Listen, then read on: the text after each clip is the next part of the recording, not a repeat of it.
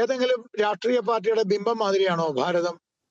RSSകാര് ട്രെയിനിൽ കയറി, അതുകൊണ്ട് ആ ട്രെയിനിൽ ഞാൻ കയറില്ല എന്ന് പറയുന്ന മാതിരിയല്ലേ? ഭാരതാംബ RSS എന്ന് പറയുന്ന പ്രസ്ഥാനം ഉണ്ടാകുന്നതിന് മുമ്പുള്ളതാണ് ഭാരതാംബ. 1875 ആനന്ദമഠം നോവൽ തയ്യാറാക്കുമ്പോഴും 1882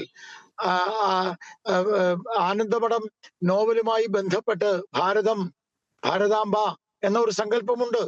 ആ സങ്കല്പത്തിന്റെ അടിസ്ഥാനത്തിൽ രവീന്ദ്രനാഥ ടാഗോറിന്റെ മരുമകനായിട്ടുള്ള അഭിനന്ദൻ ടാഗോറാണ് ഭാരതാംബയെ ചിത്രീകരിച്ചത്. അതിനുശേഷം എത്രയോ കാലം ഭാരതം എന്ന് പറയുന്നത് അമ്മയാണ് എന്ന ഒരു സങ്കല്പത്തിന്റെ ആധാരത്തിൽ ഭാരതത്തിലെ സ്വാതന്ത്ര്യ സമര സേനാനികൾ ഹൃദയത്തിൽ ഉൾക്കൊണ്ട ഒരു മഹത്തായ ഒരു ബിംബമാണ്, ഒരു മഹത്തായ കാഴ്ചപ്പാടാണ് ഭാരതാംബ. അത് ഏതെങ്കിലും RSSന്റെയോ അല്ലെങ്കിൽ ഏതെങ്കിലും രാഷ്ട്രീയ പാർട്ടിയുടെ ബിംബമാണോ? അത് ഭാരതത്തെക്കുറിച്ച് ഭാരതമെന്ന് കേട്ടാൽ അഭിമാനപൂരിതമാകണം അന്തരംഗം എന്ന് പറയുന്നവർക്കുള്ളതാണ് ഭാരതാംബ.